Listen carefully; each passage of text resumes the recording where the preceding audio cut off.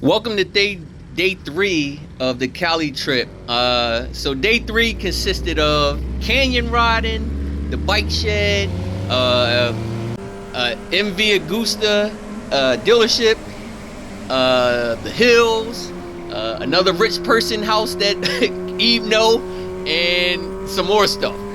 So right here, we took some back roads from the hotel to our first destination, which was the dealership. Now, we were up like in the clouds. We were about 3 to 5,000 feet up in the air, up or above sea level, I would call it, and you could feel it. The tunnels was cool on this back road, but as we were, tracking through, it got real foggy out. And then it started like a misty rain started happening as we kept going up and up more through these mountains.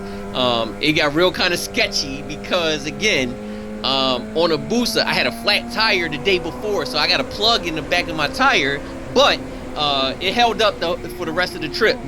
But I was still kind of like, yeah, I felt like my tire, would have slipped out once it got real wet out there. But it held up, so it was cool. But as you can see, it started misting while we was up there, and it got to a point where you could barely see about 10 feet in front of you. Yeah, it got real. So we started going real slow, as you can see, and I was like, yeah, ain't nobody on track star today. It was just like slow motion down this decline until we get back to the was it seaside or sea level when we was trekking down the mountain. But it still was a cool experience, going through the tunnels and being up with these clouds and all. It was definitely high up. You didn't want no accidents happening up here. I would definitely tell you that. But the scenery that we went through was just cool. So I was all for it. So when we finally got to like the bottom of the hill, we ended up in Malibu, I think we was at. And Malibu is just basically the beach. A lot of surfer guys go there to catch waves, and you can definitely tell. But there were also where the fires happen in California, up in the Hollywood Hills, or the hills they were calling it. So we got to go past a couple spots where you've seen the fire damage from buildings, cars, just the trees, just nature in general. And it was definitely a sad feeling, knowing a lot of people who lost, their houses or memories that they had in those houses and stuff like that. It's just certain things that are priceless that you just can't replace. So with that being said, we was just like, damn, it's crazy. But also, it was like a gauntlet of cops. So like every 2 blocks there's cops. So you had to go the speed limit because they was clocking. And as soon as they seen motorcycles coming through, they definitely was clocking it, and a couple cops started following us. Now, if you ride dirty, we was trying to get them in the middle of the pack. So we just so we wouldn't have to deal with any hassles. Not that anything probably would have happened, but you just don't want the inconvenience because we had a full day and we were just trying to get to it. So we was definitely going down, I guess this is like Ocean Drive, I guess you want to call it. And we were just going to speed limit, like 30 miles an hour, because again, it was cops everywhere. So we just didn't want, that being an inconvenience to us. But this was early in the morning. So every day we woke up, we was on the bikes by at least 8:30ish, 8:30, 9 o'clock every day, and out all day. And like I said, it's exhausting, especially when it's hot and you just on the bike all day. It's taxing on your body. I think I lost about a good 10 pounds from this trip, just basically sweating. And yeah, that's just what it was. But as we tracked through, we started getting closer to LA, which the MV Agusta dealership was at. So let me just point out a couple people who was with us. So we got Valentino, who was on the S1K. He a track rider. We had Gary, who was our host, who was a canyon rider. Ikara from the DMV. She on her Ducati, and she a bad chick on a bike. Put it like that. She ride. I'll put her up against a lot of dudes, and she will probably win. She a track star too. Of course, we had E. We got my boy Brian on the Aprilia. We had my boy Simon, who had the Ducati before, and he I ain't gonna call him a track rider. He a street rider. So we here at MV Agusta, one of Eve's guys, and he got a whole dealership. So let's take a look at some of these MVs. So this is the MV Reporter Corsair, even though that's an Aprilia, is nice. So this Aprilia down here. So let's go in. MV Los Angeles. Oh, the Super Veloce. Oh, this is dope. Big, ain't this dope? You like it? Which bike do you like? Which one I like? Yeah. I don't know. Let me finish looking at them all first. I like that one. Which? I like that one. That one's cool. This one? Yeah. You see this one? This one? Yeah, you like that one? I like that one. You like that one? Which one you like the best? It look like you need these for the canyons. That's nice.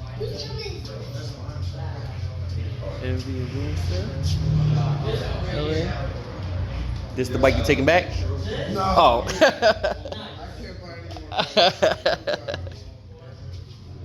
The Brutale.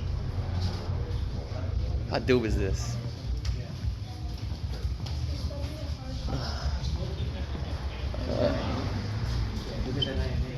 So back here. Oh, I'm about to say. look at that. Like that. You like the I like this one. That one. I like this one. Which one? I think this is the best one. What you think? What's my name? There you go. You got it. The Scrambler. This is dope. So we back out here. So check them out. LA. MV Agusta. LA. We in Cali, baby. Ain't that right, B? What? We in Cali? California.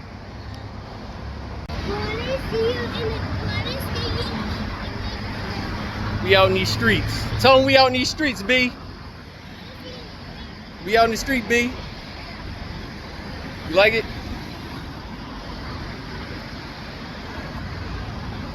We in these LA streets.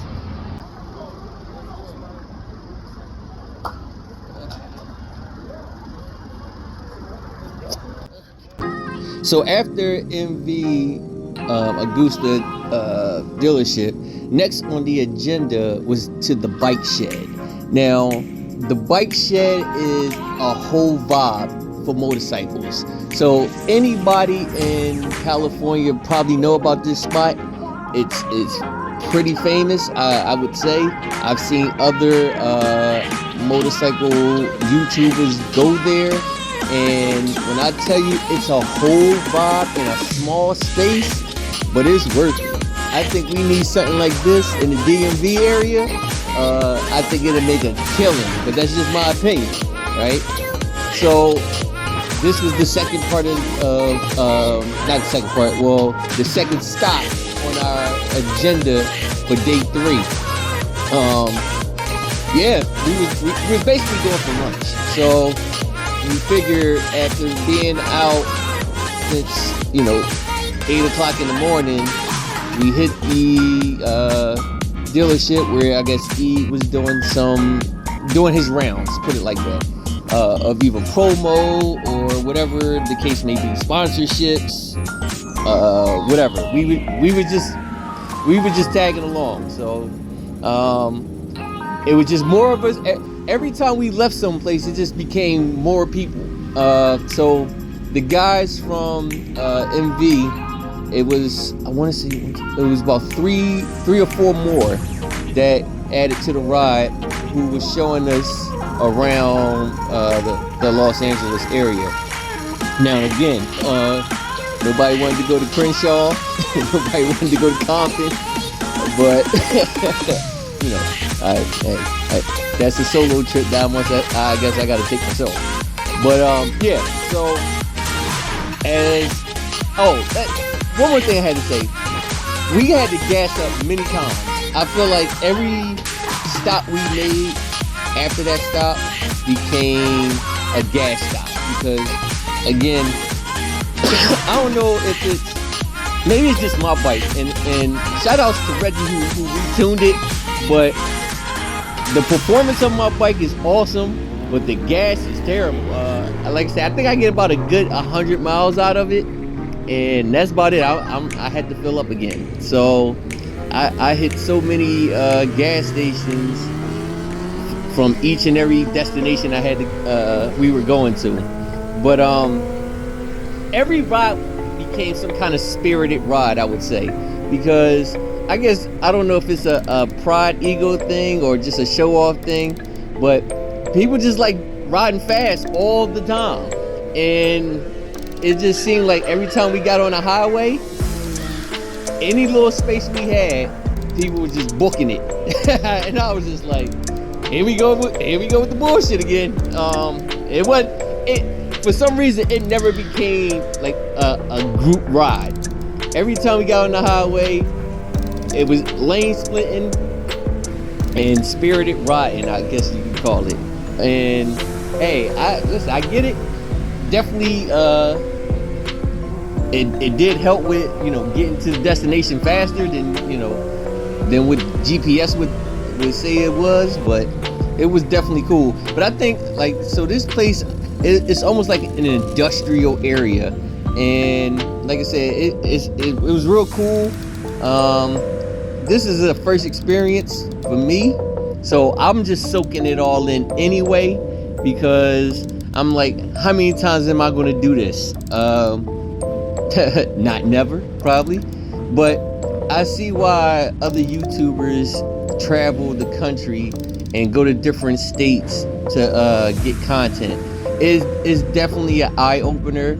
It definitely opens you up to different bike cultures and how, just other people do things in their community.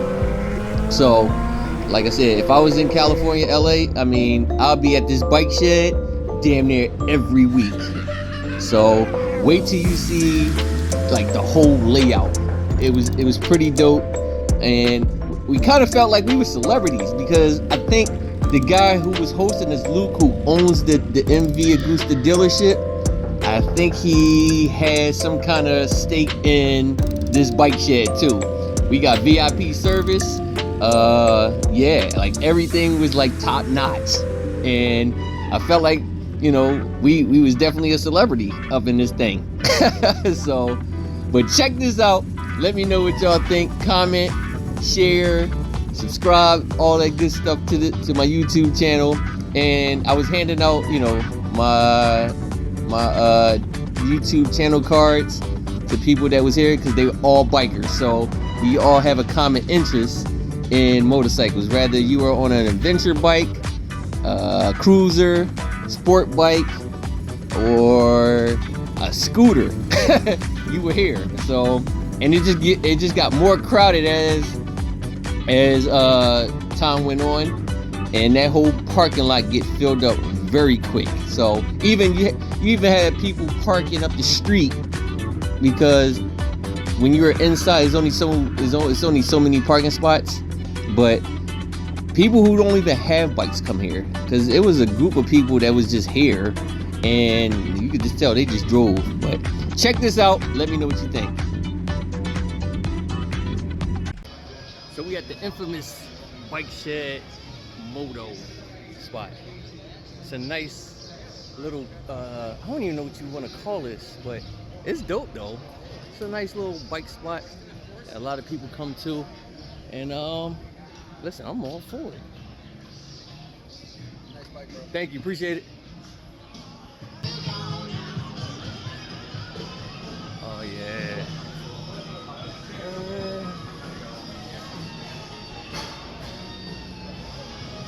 Oh. Thank you, sir. That's dope. So this Eve's boy Vic, who owns this spot, and yeah, big money grip.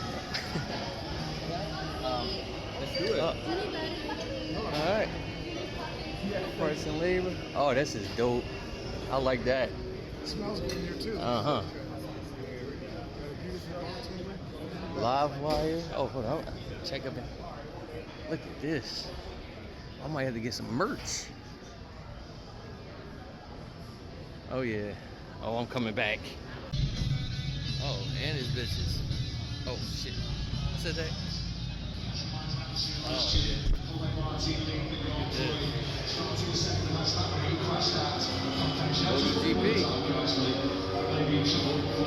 How dope is this?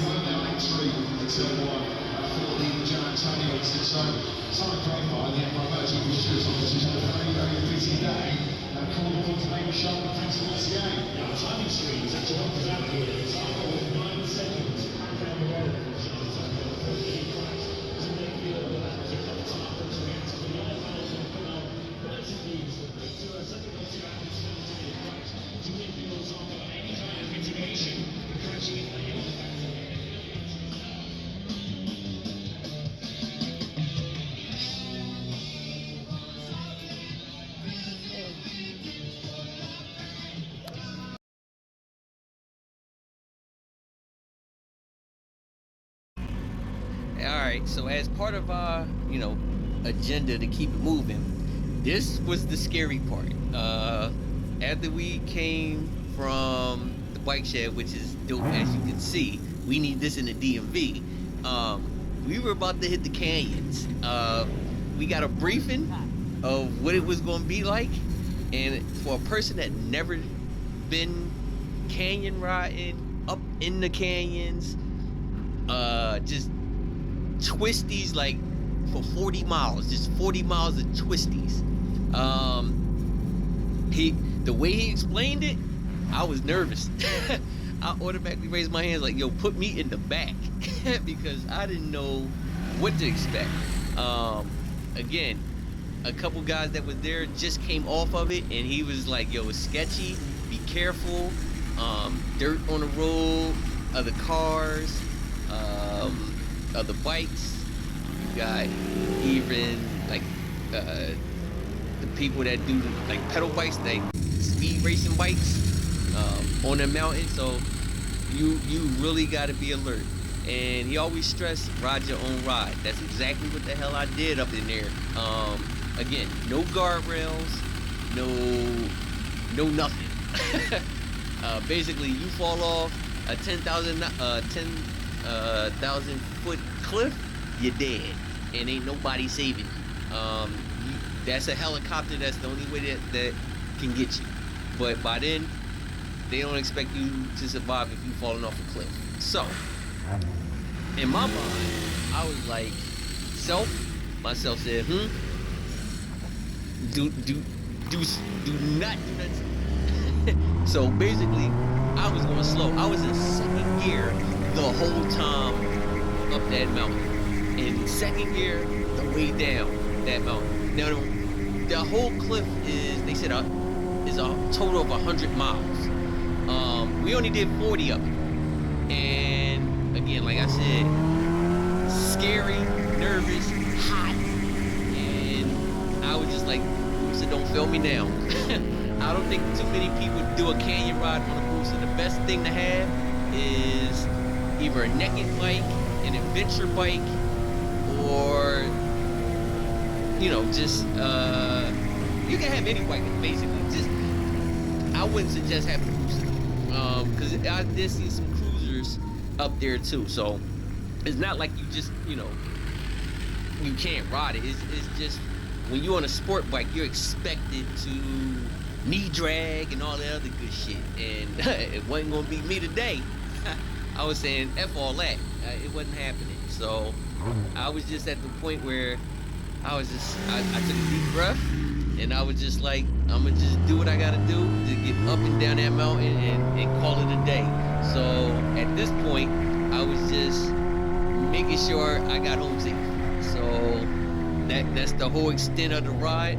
But we were on our way to the canyon. So after we left the bike shed, the guy Luke, who was our host for the day, took us to a meetup spot before we even started hiking up the mountain.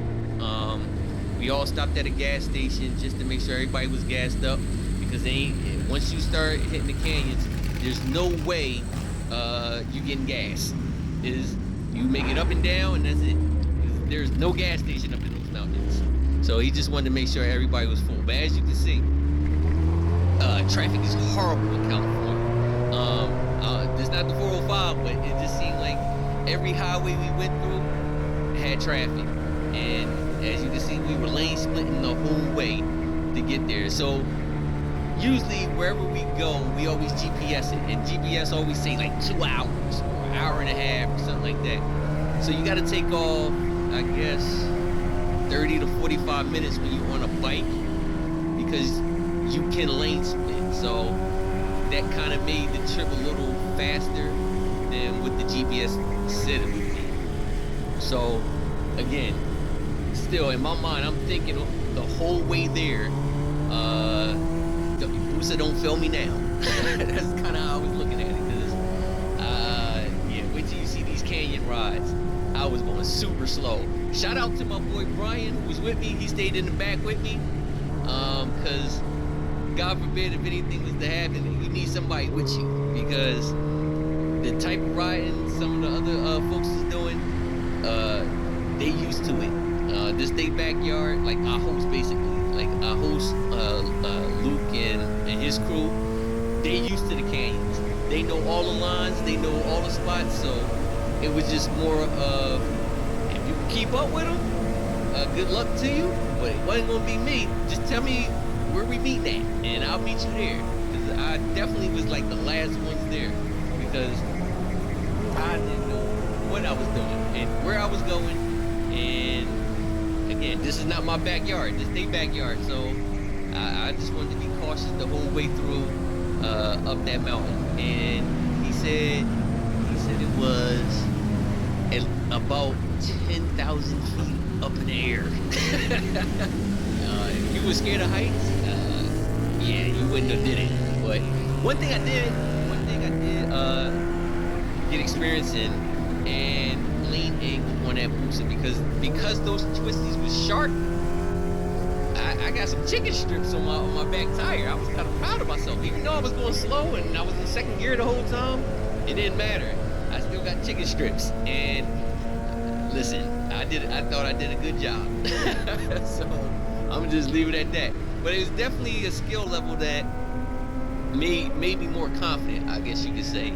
So now when I get back home to like the DMV, I'm like, oh, look what Mike Tyson done learned. So if y'all see me running wild a little bit, you know why. It's because of this trip and the experience that I got with just different riders and different riders' styles that people had paused. But yeah. You know, one thing I didn't do while we was on this trip, I didn't get no road racing in. One, because a lot of them, they buck 30, buck 50, so it's not like I was gonna win anyway. But I don't know, we just had so much fun, I ain't really get around to it. It was only maybe about 3 people I could really race that matched me in weight. So my boy Brian and Eve, and it was like one other guy that similar in weight that I could have road raced, but I ain't get a chance to. But that's neither here or there. Still had a good time, so I'm just giving you the gist of what was going on. All right, so here's the canyon ride. So in total, this canyon ride is 100 miles. We only did 40 miles of it, but I had to speed up the video so you could just get the gist of what you dealing with. Like, there's no give. If you fuck up, you dead. It's just that simple. A lot of people who do this is their backyard. So to them, it's simple. But this was my first time. It was on a Busa. I had a flat tire the day before, so I was being extra cautious. I was in second gear the whole way up the mountain, and second gear the whole way down the mountain. So if you just think about that. So 40 miles up, 40 miles back to civilization. No gas station, so yeah, everybody had to fill up before we hit the mountain or the canyon. And like I said, for me, I got some chicken strips, from these twisties, but there are other cars that was on this road. There were other bikers that were on this road, so you had to be a little bit careful. Then you had the dirt that gets on the road. So at times, if you're going too fast, that back tire don't grip, and you done. So ride your own ride. That's what the host was telling us the whole time, and that's exactly what the fuck I was doing. Like I said, no guardrails. You come around them curves fast. I mean, I think the best bike to have is like either a naked bike or like some kind of adventure bike to really do these twisties appropriately. The sport bikes work, don't get me wrong, because they was definitely getting at it, but not me. Like I said, I just wanted to get up the mountain safely and back down safely. So I can see how if you going fast and you bang out, it's a wrap. Ain't nobody coming to save you, bruh. It's just a helicopter. That's about all you got. But by then they just gonna deem you dead anyway. So, but listen, this was definitely a skill that I can appreciate for the ones that were speed racing up the mountain. Yeah, it just wasn't gonna be me. Again, this is their backyard. They know these roads. They know the lines to take, and yeah, we'll leave it at that. But all in all, like I said, this was cool though. This is definitely like a track if once you get used to it. This is basically a track run. But we all made it safe up the mountain, and this is like the 40-mile mark, and this is where we kind of just, all right, that was enough. We get the gist of it. I was just happy as hell that I made it there. Excuse me. I was just like, damn, thank you. You don't know how happy I was. Put it like that. So after we reached the meetup point, everybody kind of just got some water, kind of chilled for a second before we had to hike right back down that motherfucking mountain. So yeah, man, this was a cool experience. All the track guys, they love this. They love hitting the twisties, and they had a good time. But going back down, I was even more cautious because you're on a decline now, and that's a little different.